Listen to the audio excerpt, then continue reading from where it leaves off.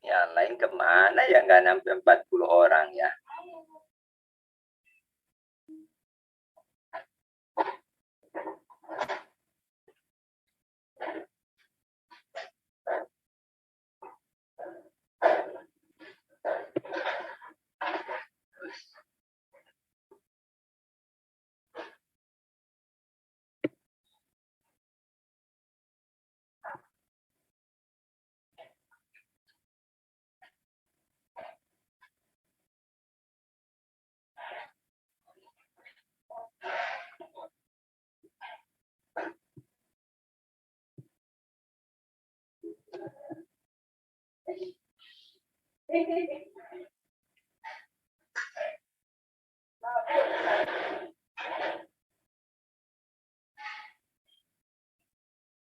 Ini kan kelas ini ada 50 orang ya, Mas Dia ya.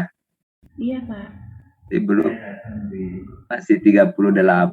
Kemana nih, Pak?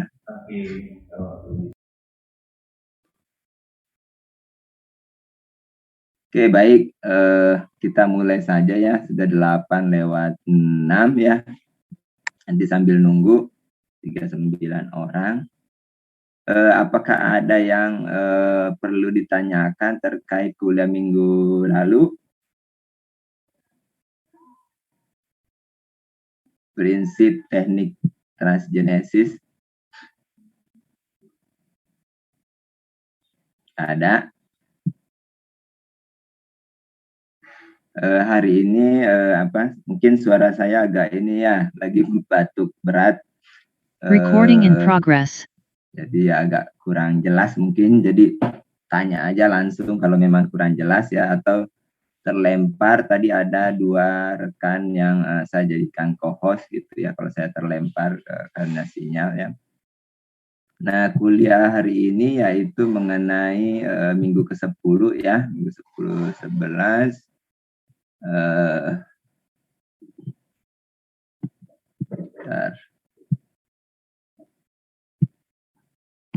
Aplikasi transgenesis dan protein rekombinan ya, sebagai kelanjutan kuliah kita minggu ke-8 dan 9 ya. Minggu ke-8 itu kita belajar membuat konstruksi baik untuk transgenesis ataupun untuk protein rekombinan ya. Minggu ke-9 kita belajar prinsip teknik transgenesis. Nah, minggu ini dan minggu ke-11 ya, selain presentasi nanti di minggu ke-11 kita belajar aplikasinya seperti apa sampai hari ini ya. Demikian juga protein rekombinan, dan sedikit saya tambahkan nanti pengenalan mengenai rekayasa gen yang lebih maju lagi dibanding transgenesis dan protein rekombinan ya, tapi hanya pengenalan saja ya. Nah, aplikasi transgenik ya, memang yang pertama atau hewan pertama yang menjadi target adalah tikus gitu ya, seperti dipublikasikan oleh grupnya Brinster ini ya, tahun 83 ya. Nah, ini tikus yang transgenik betina, yang ini adalah yang bukan transgenik atau tipe wild type atau tipe liarnya ya. Nah, ini jauh lebih besar ya. Ini yang pertama di hewan gitu ya, dilaporkan di jurnal Science ya. Di ikan, transgenik pertama kali dibuat itu pada ikan koki gitu ya, Goldfish Crassius auratus gitu ya, di Cina ya, oleh Profesor Zhu gitu ya, tahun 85 dipublikasikannya ya. Nah, review mulai tadi 85 ya sampai 2003, kira-kira ini ada di FAO reviewnya kalau ada yang mau baca, walaupun ini sudah 20 tahun lalu kira-kira ya. Ada sih kemajuan beberapa transgenik setelah tahun 2000-an, tapi tidak sebanyak di awal-awal tahun 90 sampai 2000 gitu ya. Nah, Kalau yang agak lebih mudah dikit publikasinya, ada bukunya Profesor Dunham ini ya, dari Auburn University Amerika, Aquaculture and Fisheries Biotechnology Genetic Approach. Ini ada, mungkin kakak kelas Anda banyak yang punya soft copy-nya ya. Ini ada yang versi 2011, kalau nggak salah ada yang versi 2014 yang versi keduanya ya, kalau ada yang mau baca. Nah di buku ini yang lumayan detail gitu ya, merangkum riset-riset dari tahun 80-an tadi sampai 2011 atau 2013 gitu ya. Misalnya ada promotornya, transmisi, ekspresinya, hasilnya ya, ada juga nah ini gene knockout technology atau RNA interference. Ini nanti kita sedikit singgung ya, prinsipnya seperti apa, bisa diaplikasikan di perikanan seperti apa ya, nanti sedikit saja prinsipnya ya. Nah, kalau kita lihat review di FAO 2003, di sana sudah disampaikan ikan apa saja yang banyak diteliti ya. Misalnya berapa banyak konstruksi gen yang sudah kita pelajari minggu ke-8 ya, yang digunakan di misalnya ikan nila ya, tilapia misalnya ada 12 ya, ikan medaka Jepang ini 17 ya, ikan zebra, ikan mas, channel catfish ini Amerika ya, ada 9 ya. Nah, kalau di grup di luar ini adalah grupnya ikan salmonid ya, Atlantic, coho, chinook, remote trout ya, dan trout lainnya itu yang mendominasi ya. Sementara ikan-ikan yang lain ya hanya beberapa saja yang diteliti gitu ya, itu sesuai interest penelitinya ya. Nah, yang terkait dengan kita yang tropis ya mungkin nila, transgenik, medaka ini biasanya medaka dan zebra ini banyak dipakai oleh orang kedokteran ya, untuk mempelajari berbagai mekanisme ataupun perkembangan organ ya, terkait biologi ya. Ikan mas ini risetnya banyaknya di Cina ya. Channel catfish atau lele ginian banyak Amerika yang meneliti gitu ya. Nah, selain tadi ikan, ya, ada juga spesies lain, misalnya Artemia, tapi nggak banyak ya, rumput laut, bulu babi, si urchin ini kan bulu babi, abalon ya, atau mata tujuh kalau di kita ya. Ini nggak banyak, tapi ada 1-2 grup yang penelitiannya di sini ya. Nah, di rumput laut tadi kita juga sudah pernah nyoba, misalnya anak S2 ya, mencari promoter apa sih yang bisa dipakai kalau kita ingin membuat rumput laut transgenik. Misalnya kita coba promoter dari virus manusia, cytomegalovirus ya, atau promoter dari virus tanaman yang mengiris tanaman itu cauliflower mosaic virus, CAMV, atau promotornya dari ikan malah ya, medaka beta-aktin yang C. Nah, ketiga promotor ini ternyata bisa mengendalikan atau mengatur ekspresi gen eksogen yang kita masukkan ke rumput laut ya. Jadi tidak harus promotor dari rumput laut, tapi kalau memang punya ya tentu akan lebih bagus ya, baik dari ikan ini ya ataupun dari virus tanaman, virus hewan pun ya, ternyata bisa dipakai promotornya ya. Nah, misal khusus tadi rumput laut ya, 2003, 2008 ini metodenya, gennya apa ya, ada gen GAN, ini mungkin kemarin di minggu ke-9 tidak disampaikan. Kalau ini semacam senjata ya, nah juga GAN. Nah, DNA-nya itu dicampurkan dengan partikel emas ya. Ini yang membuat jarang memakai ini karena mahal ya, partikel emas, nanti disatuin menjadi cincin atau kalungnya untuk kaum Hawa. Nah, ini nah kita mengembangkan di IPB ini semua IPB ini ada yang di biologi ya, ada yang di perikanan ya pascanya ya. Nah, ada yang elektroforasi, ya ini memang hampir berbarengan dengan kita di IPB. Di sini menggunakan porfira, kita Capabicus. Nah, ini Agrobacterium ini yang seperti yang kemarin kita belajar, ini adalah bakteri yang menginfeksi tanaman, ya.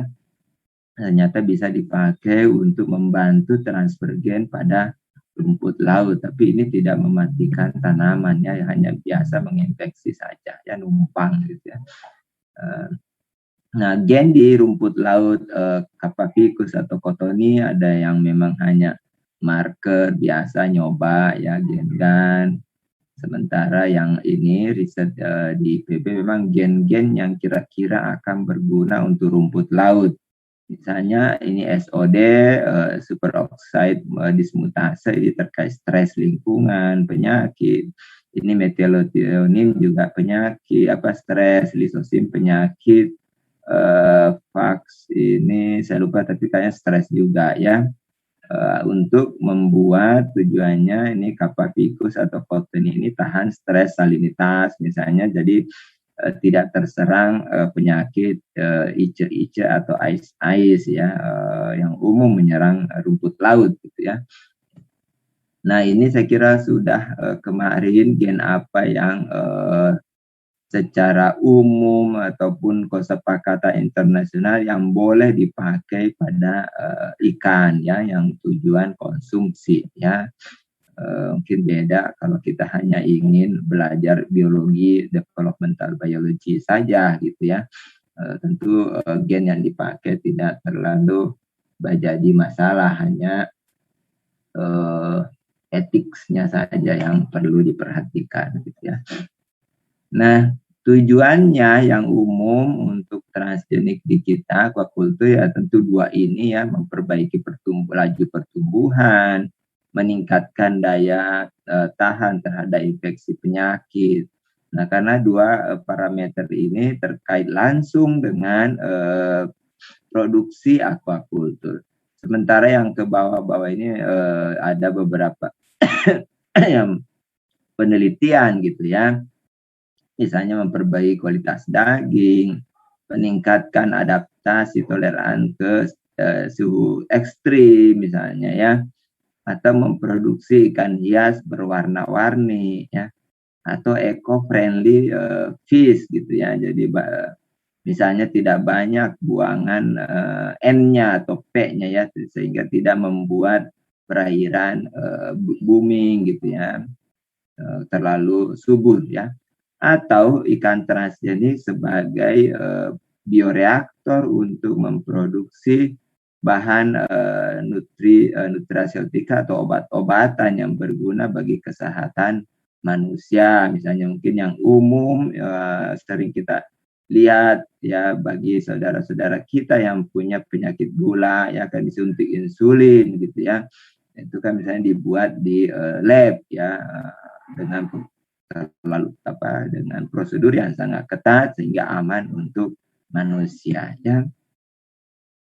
Nah, tadi di buku FAO di sana detail, ya, ikannya apa yang dibuat transgenik, ya,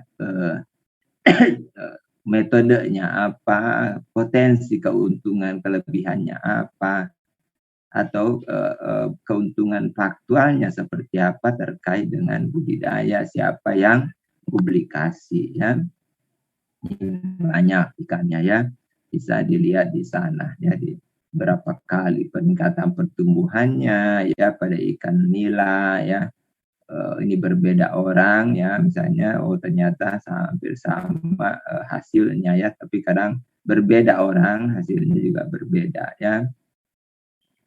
Nah, yang pertama dilaporkan ikan transgenik dengan laju pertumbuhan yang sangat drastis meningkatnya yaitu ikan salmon, ini Atlantic salmon, ya. Yang bawah ini adalah yang bukan transgenik atau tipe liar wild type, yang atas ini adalah transgenik yang dipublikasi oleh Profesor Devlin dari Kanada, ya, tahun 94, ya. Nah, penelitian atau publikasinya itu tahun 94, ya. Nah, lolos keamanan pangan ya, karena ya di Amerika ada FDA atau kita BP POM ya, mengevaluasi apakah ini aman dimakan, aman bagi lingkungan ya, ataukah aman kalau dijadikan pakan ikan ya misalnya ya. Nah itu memperoleh izin edar gitu ya tahun 2015, jadi kebayang berapa lama memang prosesnya ya, karena ini ikan yang pertama dibuat transgenik ya, juga maaf juga.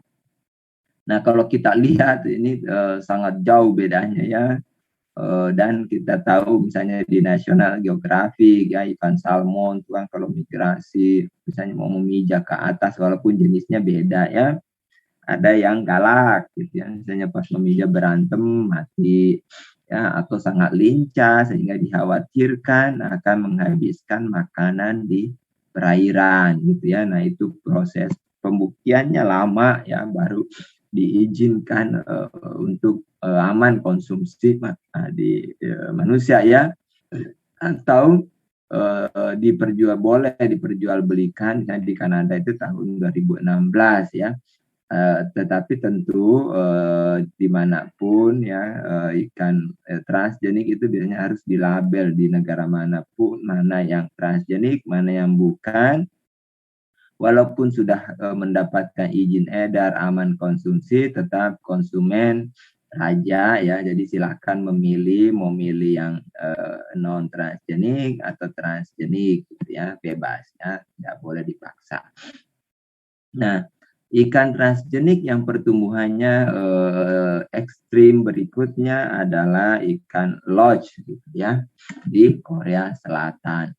Ya, yang atas ini ada transgenik, yang bawah ini yang bukan ya, yang segede ya ibu jari kira-kira ya, ibu jarinya penelitinya mungkin ya. Nah, pada umur 6 bulan ya, yang transgenik sudah 250-an gram, ya non cuma 8, jadi 30 kali lipat lah ya kira-kira, lebih cepat mencapai ukuran ini gitu ya. Nah, menurut 6 ini ya, ukuran ini di alam ya ada ya, tetapi dicapainya bukan 6 bulan ya, tapi 12 tahun katanya sih di jurnalnya ya. Jadi mempercepat 6 versus 12 tahun mencapai ukuran ini ya. Nah, memang tidak semua lain garis keturunan ya, misalnya dari F0 buat F1 buat F2 seperti kita bahas minggu lalu, itu pertumbuhannya sama ya, bervariasi ya. Ini yang tadi bisa 30 kali lipat, ini kurang kira-kira ya. Tapi ada juga yang dekat hampir sama dengan kontrol atau non transgenik, ini cuma sekitar 50 gram, ini 8 tadi ya. Ya, ada peningkatan, tapi yang lainnya memang drastis meningkat ya. Nah, variasi ukuran ini ya, mungkin saya lupa menyampaikan kalau memang belum ya, jumlah gen yang masuk ya tidak sama ya, ada 1 kopi, ada 10 misalnya, ada 100, ada yang 1000 ya. Berbeda-beda antar keturunan tadi, misalnya induk F0 nomor 1, F0 nomor 2, F0 nomor N ya. Nah, masing-masing nanti segregasi ya. Nah, faktor yang mempengaruhi kenapa bisa berbeda gini adalah tempat nyambungnya ke dalam genom ya. Biasanya kalau nyambungnya dekat sentromer di kromosom itu tidak aktif mengalami transkripsi. Jadi tidak banyak gennya tidak bekerja gitu, hanya tersambung saja ya. Nah, di lengan pun tidak semua aktif transkripsi translasi ya. Nah, jadi positional effect ada ya, di mana kemudian jumlah kopi gen yang masuk juga berbeda, itu menyebabkan berbeda ya. Nah, bukan hanya pertumbuhannya menjadi lebih baik, ternyata juga lebih efisien memanfaatkan pakan atau konversi pakannya lebih rendah dibandingkan non transgenik. Misalnya ini efisiensi pakannya jadi kebalikannya ya.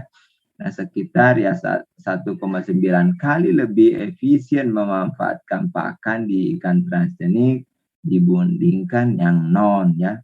Walaupun tentu kalau jumlah absolut ikan transgenik makan lebih banyak dibanding non ya, tentu ya, kalau nggak banyak ya tentu tidak akan tumbuh cepat ya. Nah, ini riset di lab saya dulu belajar di Tokyo gitu ya, anak S2 Kobayashi ini meneliti pada ikan nila ya. Nah, gennya dari nila, promotornya dari waktu itu masih dari ikan medaka ya, belum punya. Nah, ini yang transgenik jantan betina, ini yang non ya, jadi sekitar ya 4 kali ya, lebih sampai 7 kali ya. Tapi yang 4-7 kali ini ada beberapa keturunan yang jumlah telur dan jumlah spermanya sedikit. Jadi mungkin lupa memproduksi gonad ya. Semua energi dari pakan dipakai untuk pembentukan otot daging ya, muscle ya, somatik. Sementara yang terkait dengan reproduksi terhambat. Tapi yang tumbuh 2 kali lipat atau 3 kali lipat lebih cepat itu tidak terganggu reproduksinya ya. Nah, yang loss katanya tadi tidak apa-apa, 30 kali itu tetap normal menurut laporan mereka ya. Tapi dinilai ini kita menemukan kalau 7 kali itu atau 4 kali ya terganggu reproduksinya. Jumlah telur spermanya sedikit ya. Nah, ini yang riset saya dulu yang mulai dari master sampai doktor, memodifikasi jalur metabolisme EPA, ini asam lemak omega 3 yang sangat dibutuhkan untuk bayi atau orang tua yang biosintesisnya tidak atau enzimnya sudah melemah gitu ya. Kita punya enzim-enzim ini, tapi semakin tua aktivitas enzimnya semakin rendah, sehingga umumnya misalnya dokter menyarankan kalau udah nggak berumur 50-an misalnya ya, banyak mengonsumsi minyak ikan gitu ya, EPA-DH yang dalam bentuk kapsul, agar pergantian sel lancar ya, ataupun saraf-saraf tetap lentur ya, karena memang penyusun dinding saraf ya, asam lemak 2 ini ya. Gennya misalnya mengisolasi delta 6 dari salmon yang kemudian ditransfer ternyata berubah kandungan EPA-DH-nya, mengisolasi gen elongase yang kemudian menguji efeknya ya. Ada satu lagi tapi ini tidak saya masukkannya, mengisolasi 3 gen ya. Nah, itu terkait misalnya kualitas daging ya. Nah, ada juga memang yang hobi di ikan hias, membuat warna-warni, misalnya Profesor Gong dari National University of Singapore ya, ini hobi banget mewarna-warnai ikan, misalnya zebra ya, ini yang tipe liar, wild type, ada yang dibuat hijau, kuning, orange, merah ya. Hijau ini gennya dari ubur-ubur ya, yellow kuning ini kalau nggak salah ingat ini dari karang laut ya. Demikian juga merah ya. Merah ada beberapa asam amino gennya itu diubah sehingga menjadi orange. Tapi merah ada juga mengatakan merah dikawinkan dengan kuning hasilnya orange ya. Itu ya. Ada juga yang biru ya. Tidak dilihatkan di sini. Nah, ini juga Profesor Go membuat ikan black tetra gitu ya, tetapi yang albinonya ya, yang agak transparan ya, aslinya sih dari Amerika Latin gitu ya. Dibuat warna-warni gitu ya. Ada yang biru kalau zebranya, ada yang purple, merah ya, seperti ini ya. Metodenya mikroinjeksi ya, kalau yang hijau tadi dari ubur-ubur ya. Kalau warna-warni yang lain ini dari karang laut ya, anemon ya. Ini mikroinjeksi pada fase 2 sel ya, jadi warnanya dulu saya ingin menggunakan promotornya Profesor Gong, tetapi patennya belum keluar waktu itu. Padahal memang kuat banget di otot ya, skeletal muscle ini, tapi belum, waktu itu paten belum keluar, nggak bisa dipakai ya. Nah, Ini ada di Glowfish, jadi di sana dipasarkan secara online, harganya segala ya.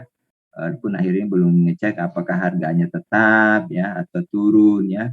Biasanya, misalnya di zebra merah kan sudah masuk ke Indonesia ya, udah lama. Ya, sebelum pulang saya kaji dari sekolah itu sudah ada. Nah, Profesor Gong nggak tahu lupa atau memang nggak mau ya membuat steril gitu ya. Nah, sekali kita beli dan tidak steril, maka semua orang bisa memproduksi ya. Kalau tadinya misalnya 10.000, ya lama-lama tinggal 500 rupiah gitu ya, karena semua orang bisa menghasilkannya.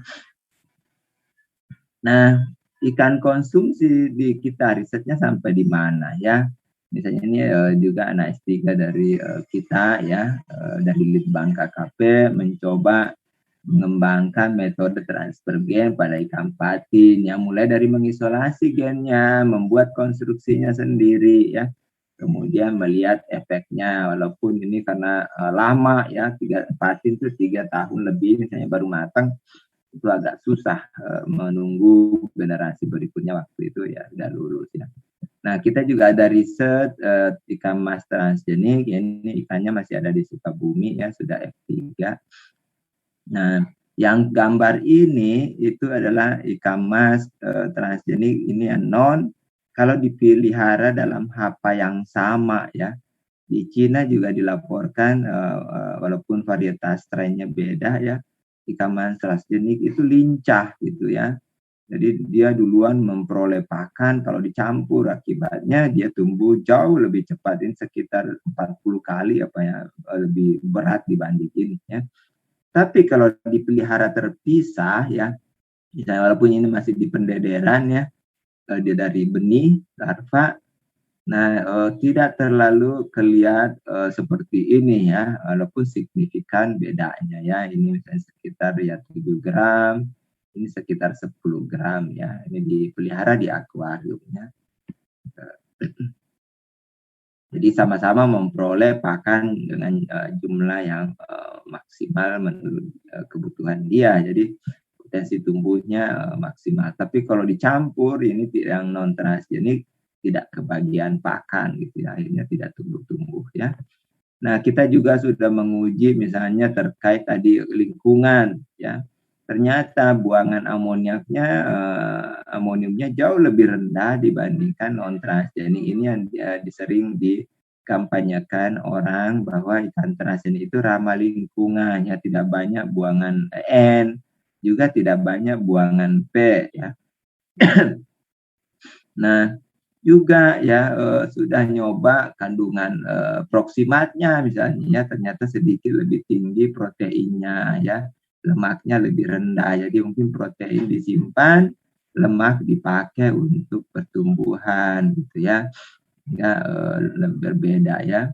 Survival, ini typo, salah ketik. Survival ya mungkin walaupun di akuarium ya, karena ada penyakit, ternyata transgenik lebih fit badannya ya, dibandingkan yang non ya.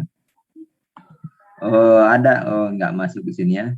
Kita juga sudah nyoba, jadi daging ikan mas transgenik ini diberikan ke tikus percobaan ya. Efeknya seperti apa, ini lupa memasukkan.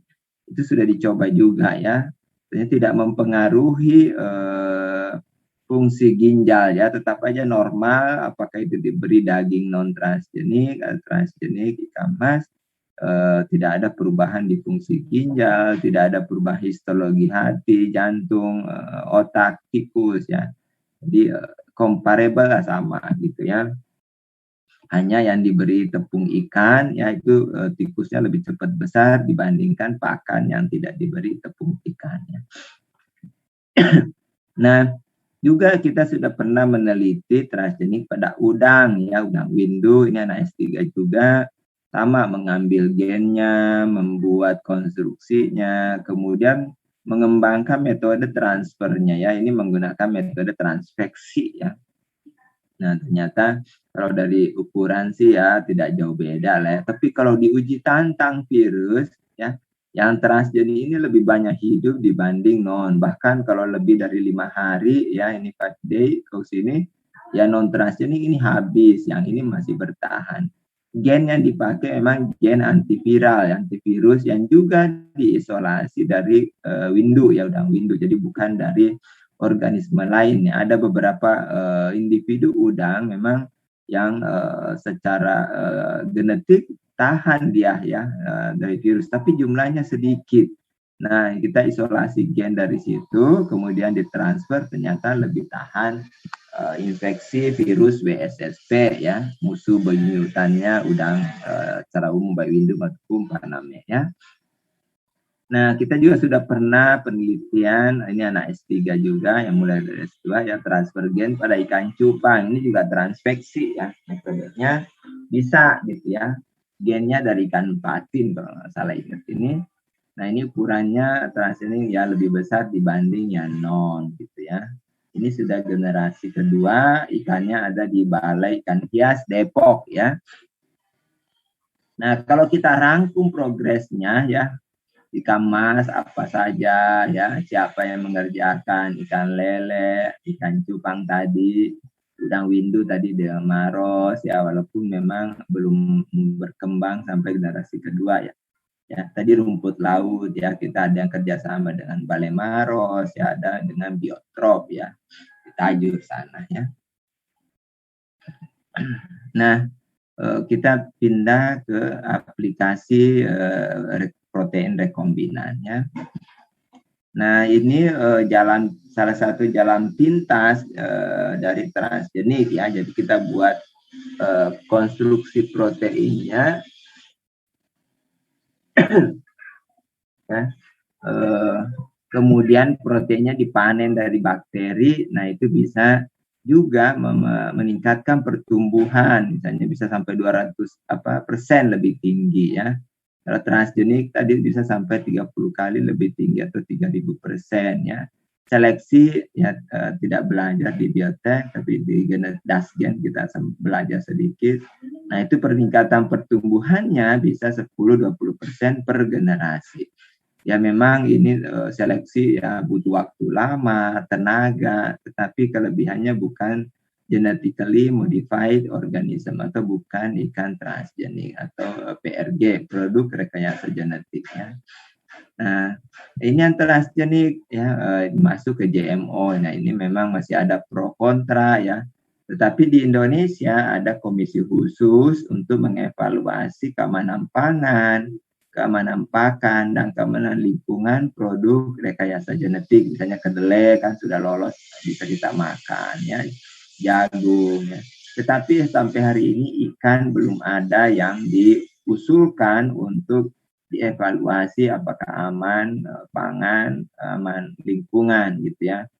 Masih sebatas riset yang tadi, karena memang prosesnya sangat panjang ya, kita butuh biaya yang besar untuk sampai ke sana ya. Nah, yang rekombinan hormon ini memang kalau menurut Komisi Keamanan Hayati kita Indonesia ya, itu bukan GMO seperti ini ya, tetapi memang tetap dievaluasi untuk kehati-hatian gitu ya, apakah protein misalnya hormon pertumbuhan ini aman gitu ya, agar tidak ada kontra gitu ya. Nah, ini berapa banyak peningkatan pertumbuhannya ini ya, berbagai peneliti, berbagai jenis ikan berbeda ya. Dan 20%, ada yang 170 atau ada yang 200% tadi lebih baik. Bukan hanya pada ikan ya, rekombinan hormonnya dari ikan, tetapi juga ternyata berfungsi pada udang putih atau paname gitu ya. Dan lumayan perbaikan pertumbuhannya ya. Nah, metodenya sama dengan vaksinasi, misalnya kalau yang senang di kesehatan, bisa melalui injeksi, dicampur ke pakan, ya, ataukah direndam immersion bath gitu ya. Nah, cuma memang masing-masing metode ini punya kelemahan, kelebihan. Misalnya kalau injeksi di larva, ya nggak bisa ya. Di perendaman, imersi pada ukuran induk, ya nggak efisien ya. Oral ya tentu harus sudah lengkap enzimnya sehingga bisa memanfaatkan pakan, atau pakannya harus sesuai dengan ukuran mulut ya. Nah, ini contoh pada sidat ya. Tapi ini gurame, fotonya salah ini. Ya, ini gambar larva gurame ya, direndam ya. Larva gurame itu agak mudah stres. Jadi kalau direndam dalam baskom gini mudah stres, tapi lebih baik di kantong plastik ya, kemudian dipelihara di akuarium atau di bak ya. Nah, ini yang sidat benar ya.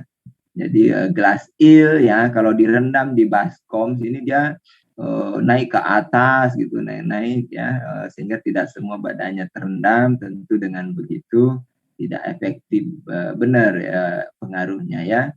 Tapi kalau dimasukkan ke kantong plastik, diberi oksigen, nah ini glass eel-nya ya, larva sidat tenang ya, dia berenang normal dalam air sehingga penyerapan RGH-nya maksimal. Nah, kalau udah besar seperti ini, juvenil, ya bisa dicampur ke pakan, hormon pertumbuhannya dibuat seperti bola-bola, ini dimakan lahap gitu ya. Nah, efeknya ya, ini yang green, hijau ini yang tidak diberi perlakuan hormon pertumbuhan ya. Ini yang hanya perendaman saja ya di awal ya. Yang BI yang merah ini diberi pakan saja setelah bisa makan pakan. Kemudian yang gabungan ya, waktu larva direndam, kemudian setelah bisa makan ya diberi lagi, ini tumbuhnya jauh lebih cepat dibanding yang 3 ini ya. Jadi waktu kecil direndam ya, kemudian setelah bisa makan dicampur ke pakan ya. Nah, kalau kita lihat foto ukuran ikannya ya, yang kontrol tidak diapa-apakan, ini direndam saja, ini pakan saja, ini rendam perlakuannya, dan juga dilanjutkan dengan pakan. Ukurannya jauh lebih besar dibanding yang 3 ini ya. Tapi memang belum sampai ukuran konsumsi ya, ini masih sekitar ya 15-16 cm yang paling gede ya. Kalau konsumsi kan 30-40 sentian lah malah ya kira-kira ya. Nah, pada ikan gurame ya juga sama, bisa dicampurkan ke pakan, kemudian yang dipelihara di kolam diberi gitu ya, pernah nyoba. Nah, hasilnya juga ternyata pertumbuhannya bisa biomasa, tapi sininya SR kali bobot rata-rata ya, saya bisa 50% lebih tinggi biomasanya dibandingkan yang tidak diberi ya. Ini melalui pakan tadi ya, selama 60 hari pemeliharaan ya. Jadi di kolam pun ataupun di akuarium ya, cuma kalau di kolam tentu harus hati-hati ya, airnya jangan dibuang duluan ya, atau jangan mengalir ya, takutnya pakannya keluar dari kolam dimakan oleh organisme lain. Nah, itu aplikasinya kalau kita misalnya tadi menghasilkan protein rekombinan, contohnya hormon pertumbuhan ya. Tidak ditransfer, tapi proteinnya diproduksi di bakteri ataupun di ragi ya, kemudian isolasi, dicampurkan ke pakan juga bisa efeknya. Nah, ini untuk pengenalan sedikit ya, teknologi advance berikutnya ya adalah RNA silencing gitu ya, atau RNA interference atau RNAi. Jadi RNA MS sebelum ditranslasi gitu ya, itu RNA-nya dipotong-potong atau dihambat sehingga ribosom tidak bisa membaca mRNA. Kalau demikian maka tidak bisa terbentuk protein. Atau riboside ini enzim yang memotong-motong RNA, kalau ada messenger RNA dia potong-potong cepat gitu ya, sehingga tidak sempat menghasilkan protein, atau jumlah protein yang dihasilkan sangat sedikit ya, sehingga tidak mempengaruhi fenotipe misalnya ya. Nah, prinsipnya tadi misalnya yang morfolino ya, memang ini sintetik ya, dipesan di pabrik ya, mirip kita memesan primer misalnya ya, tetapi ini single untai tunggal ya, yang homolog atau alignment ke messenger RNA ya. Nah, panjangnya sekitar ini kira-kira ya. Nah, morfolino ini kalau dia bind ya, annealing ke messenger RNA ya, maka ribosom tidak bisa melekat bind ke sini. Kalau ini tidak bisa, maka translasi tidak terjadi. Translasi tidak terjadi, maka tidak terbentuk protein ya. Kalau protein tidak terbentuk, maka fenotipenya tidak muncul ya. Misalnya kalau pertumbuhan ya jadi lambat misalnya ya, tidak tumbuh ya. Nah, ini contoh dari kakak kelas Anda ya. Ini dulu Mbak Ana, ini Octaviera, Ana Octaviera S1 di kita, S2, kemudian S2 dan S3 lagi di Tokyo ya. Ini pada ikan Chinese bitterling, jadi ikan semacam ikan hias di sana yang mau punah ya. Hanya nilai ekonomisnya misalnya dibanding ikan hias di kita tidak seberapa, tapi karena ini sudah mau punah maka dianggap nilai ekonomis penting tinggi gitu ya. Nah, dia ingin menyelamatkan ikan ini dengan cara lain gitu ya. Jadi ikan yang mirip dengan yang mau punah tadi ya, dibuang dulu gonadnya menggunakan amok ini morfolino. DND ini adalah dead end ya, gen yang berfungsi dalam pembentukan gamet gitu, atau gonad ya. Nah, itu diblok ya, dirusak gennya ya. Kalau kontrol ini normal. Nah, kalau yang dirusak menggunakan morfolino itu gonadnya tidak berkembang atau kecil sekali ya. Nah, itu dengan menggunakan morfolino, gennya yang diblok adalah dead end yang berfungsi dalam perkembangan gamet ya.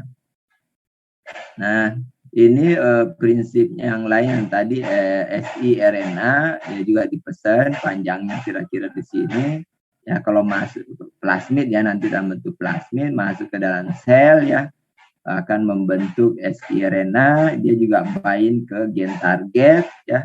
Nah, kalau bind ya tentu sama ya, translasi tidak bergerak ya. Kemudian di dalam sel tentu ada enzim, maka ini bisa dipotong-potong ya, rusak, atau karena ini memblok maka tidak komplit protein dihasilkannya. Dengan demikian fenotipenya tidak muncul. Misalnya tadi kita blok gen yang menyebabkan udang rentan penyakit ya. Nah, itu diblok maka akan bisa tahan penyakit, misalnya sebaliknya ya. Nah, ini Bonanun Tanasan, kita panggilnya Jimsan, ini kakak kelas setahun di atas saya, kira-kira sudah tahun, dari Thailand ya. Risetnya tadi siRNA, ini konstruksi misalnya ya double strand, tapi RNA dipesan di pabrik. Kemudian ini adalah telur salmon trout ya, transgenik ya. Nah, kalau disuntikan dengan ini maka ekspresi gen dari ubur-ubur tadi green itu melemah ya, atau hilang ya, dibandingkan yang tidak diberi siRNA ya. Atau kalau ini adalah gen yang terkait tirosin ya, melanofor ya, kalau tidak diblok ya banyak normal, tapi kalau diblok ini berkurang ya, walaupun belum menjadi albino ya, tetapi ini mulai berkurang banyak melanofornya ya. Risetnya dulu tahun 2003, ini cewek ya, Jimsang panggilannya ya. Ini, nah dia juga membuat ribosaim ya, pesan juga. Kalau tadi siRNA, tapi ini enzimnya ya, ini telur transgenik ya. Nah, kalau disuntikan ribosaim tadi ini ekspresinya juga terblok dibandingkan yang kontrol ya. Kalau ini proteinnya ya juga sedikit sekali kalau diberi ribosaim ya, dibandingkan dengan kontrol, ini tipis gitu ya. Nah, kalau dalam aquaculture kira-kira apa yang sudah diriset ini, misalnya ya, Sarati ini doktor di Wageningen kalau nggak salah waktu itu ya, disertasinya dia membuat memblok gen WSSP, yaitu virium proteinnya ya. Kemudian diujikan ke udang, kemudian diuji tapi ini dsRNA, dia istilahnya double strand RNA ya. Kalau tadi kan ada ribosaim, ada siRNA, ada yang morfolino, ini bentuk-bentuk RNA interferen saja ya. Nah, ternyata ya kalau misalnya disuntikan dsRNA WSSP gitu ya, khususnya yang ini nih, dua ini tidak banyak yang mati gitu ya, dibandingkan kalau ini positif kontrol yang ini misalnya ya, itu banyak, hampir semuanya mati di hari ke-6 atau ke-7 ya. Sementara ini lebih lambat matinya dan sedikit kalau kita membuat dsRNA WSSP menggunakan virium protein ada nomor 15, 24, dan ini lebih bagus dibandingkan yang nomor 19 atau bahkan 26 ya. Nah ini kita juga sudah meneliti ini menggunakan ini, tapi virusnya yang lokal di Indonesia, kemudian diuji udah window ini sama ya. Sekarang sudah diuji dosisnya, sudah ketemu ya berapa yang kira-kira bagus, dititipkan di artemia, dicampurkan ke pakan, tapi memang belum diuji di tambak ya, apakah benar-benar bisa menyelamatkan kegagalan panen ya, dan ekonomis gitu ya, karena memang ini agak mahal ya konstruksinya ya. Nah, tambahan pengetahuan berikutnya ini berkembang sekitar 2015-an, 16 lah ya, teknologi ini mengedit, mengubah, memotong, menambah sedikit genom gitu ya. Ada Zinfandel ini, talent ya, tipe-tipenya ya, ada yang, tapi yang paling banyak dipakai di ikan ataupun di tanaman adalah CRISPR-Cas9 gitu ya. Ini seperangkat sistem yang diperoleh dari bakteri yang dengan sistem ini bisa mengubah genom gitu ya, memotong, menambah ya genom ya. Prinsipnya ya memang tadi sepasang itu paket, ada Cas9-nya, ada guide RNA-nya ya, kemudian ada yang mengenali bagian yang misalnya mau dipotong ya, deletion ya. Kemudian ada bagian misalnya yang memasukkan mutasi gitu ya, dipotong atau ditambah ya pada target yang spesifik gitu ya. Atau misalnya kalau gambaran lain ya, ada DNA yang mau dipotong, dikenali, kemudian dipotong pada bagian yang berdasarkan guide RNA ini yang sesuai dengan DNA yang mau dipotong, pada bagian mana yang dipotong gitu ya. Apakah nanti akan ditambahkan di tempat potong ini atau biarkan saja ya dipotong kemudian tersambung gitu ya. Nah itu tentu ada tujuan masing-masing ya. Nah ini juga sama, hanya beda gambar. Nah ini realnya ya, grupnya Kanoshita, ini mahasiswanya Kishimoto di Kyoto University Jepang ya.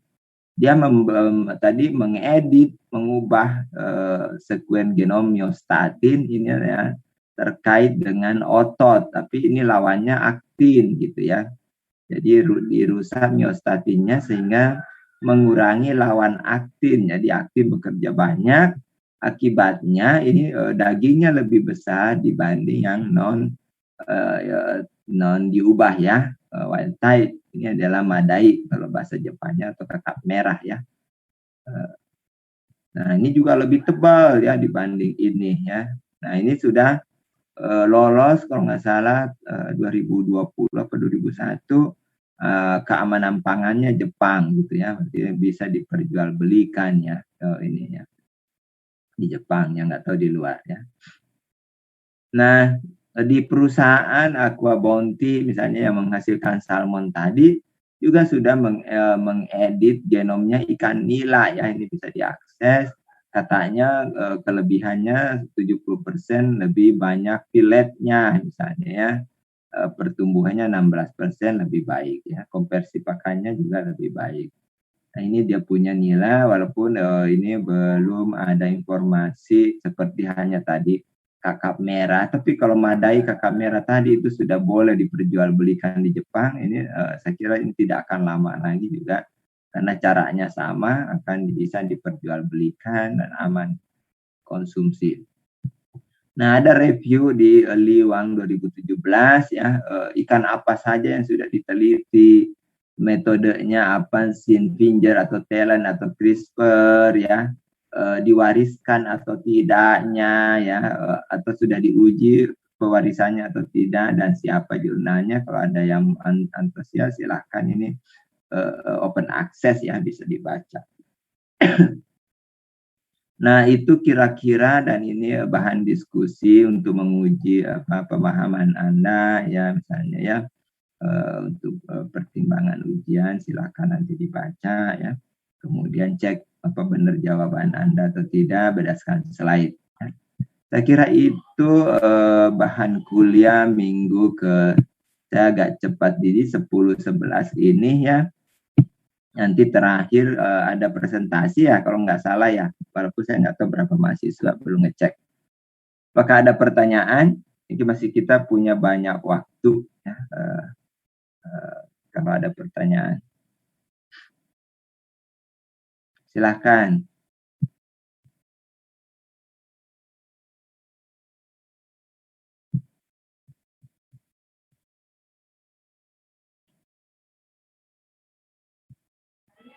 Ada? Nggak ada? Nanti ini juga rekamannya bisa diminta ke Pak Mas Farid gitu ya. Kalau misalnya ingin mendengarkan ulang lagi, minta rekamannya ke Mas Farid ya di TU.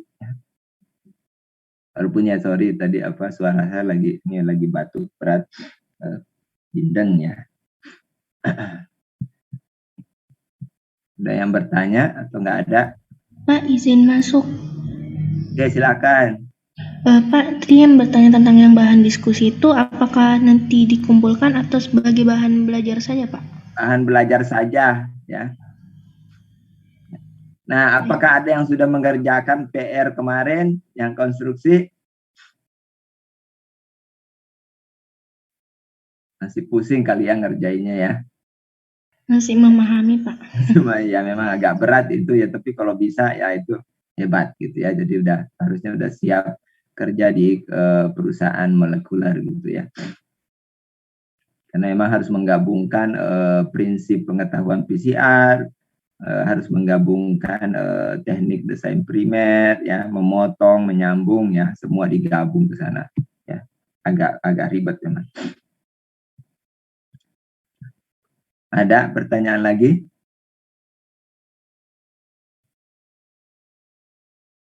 Baik, kalau memang nggak ada ya, slide ini sih rasanya sama dengan di New LMS ya. Silahkan di-download ya, rekamannya silahkan minta ke Mas Farid ya, kalau ingin sambil melihat slide ulang lagi. Tadi slide terakhir ya, silahkan sebagai bahan persiapan UAS nanti ya, kalau bisa jawab itu sih harusnya juga ujian nanti bisa gitu ya. Selain pertemuan 8 dan 9 sebelumnya ya. Nah, minggu ke-11 kan presentasi ya. Itu berapa mahasiswa ya? Itu 3 kelompok. 3 kelompok. Oke. Satu kelompok itu biasanya berapa menit? 4-5 menit, Pak. Udah 4-5 menit terus diskusi ya. Singkat sekali ya. Oke, nanti minggu ke-11 sih mudah-mudahan jaringan bagus lah ya. Oke, baik, kalau memang belum ada ya silakan dibaca lagi, dipahami lagi, nanti bisa ditanyakan di minggu ke-11 misalnya ya. Atau tadi bahan diskusi di belakangnya, baca, kemudian lihat slide-nya apakah bisa menjawab atau tidak ya. Baik, kalau memang belum ada pertanyaan, saya kira sudah bisa istirahat lagi dulu ya. Terima kasih ya, mungkin agak cepat, terus suara saya nggak jelas, ya mohon maaf. Kita akhiri, alhamdulillahirrabbilalamin. Wassalamualaikum warahmatullahi wabarakatuh. Waalaikumsalam warahmatullahi wabarakatuh.